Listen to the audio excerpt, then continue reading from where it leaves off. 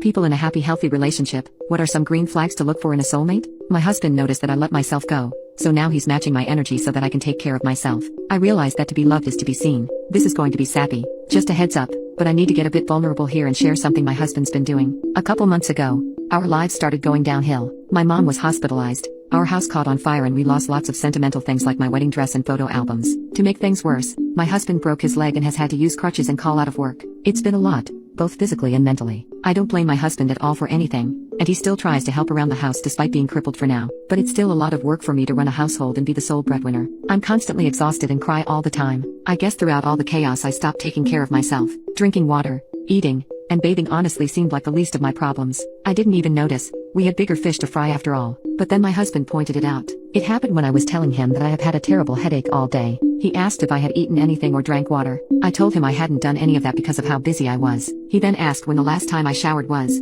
or did my morning face routine. I didn't even realize I had so much acne, and that my face was deteriorating. It was something I didn't have to even think about before our life got so crappy. All I could say was that time flies by really fast when you're on autopilot trying not to let everything get worse. He told me that I needed to slow down and take care of myself, that I was more important than every other task I had to do. I told him that the headache was going to go away so it didn't matter. I just had to focus on keeping us afloat. He quickly countered me, saying that it did matter because I would never let him go without those things. So why would I let myself? I didn't know what to say, and after a few minutes of neither of us talking, he came up with a proposition. He said that he was only going to drink water if I did. He clarified that this was the same for everything else as well. He would only take care of himself if I took care of myself. I thought he wouldn't go through with it, but hours later he said he was thirsty. We were in bed together and he couldn't get up swiftly because of his bad leg. So I asked him if he wanted me to get him some water. He answered, "You can't get me water since you haven't drank any." At that moment, I got up and went to the kitchen to grab 2 water bottles. I downed the whole thing because I knew that he'd want to drink the whole bottle after being dehydrated for hours. It didn't take long for me to start going through 3 bottles of water per day so that my husband didn't go thirsty.